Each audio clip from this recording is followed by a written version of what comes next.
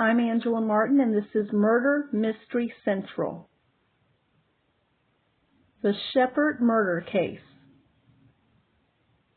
On February 21st, 1945, Dr. Samuel Sheppard and Marilyn Reese were married and settled in a small, close-knit, friendly community near Lake Erie, Ohio.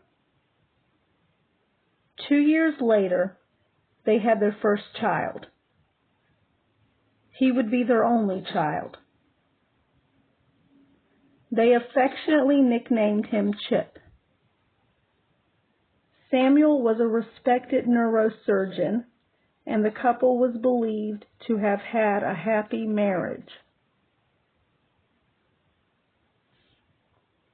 On July 3rd, 1945,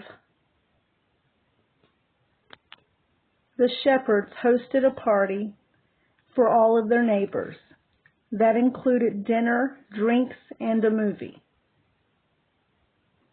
Just after midnight, Samuel fell asleep on the couch and Marilyn said her goodbyes to the guest.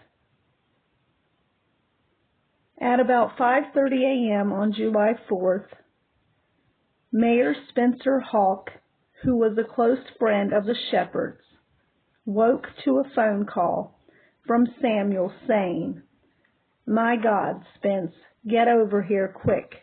I think they've killed Marilyn."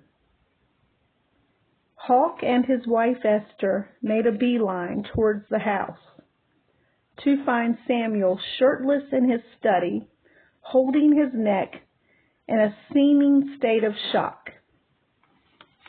They called the police and the authorities arrived around 6 a.m. According to the police report, Marilyn's body was found lying upward with her face turned towards the door. She was beaten beyond recognition. She had over 20 gashes deep into her face and scalp. Sheets were covered with blood and the walls were dripping with heavy splatter. Her pajamas were partially removed, leaving her exposed. The autopsy reported that her time of death was around 4:30 a.m. Sadly, it also revealed that Marilyn had been 4 months pregnant with their second child. According to Samuel, he had been asleep downstairs when he heard Marilyn shout his name. He ran upstairs and found her being attacked by a white form. They fought, but Samuel was hit on the back of his neck and knocked out. When he awoke, Marilyn was dead and the white form was gone. He then ran to Chip's room and thankfully saw him alive and sleeping soundly. He then went downstairs and then saw the white form exiting through the back door. He chased the tall and bushy-haired figure down to the shores of Lake Erie.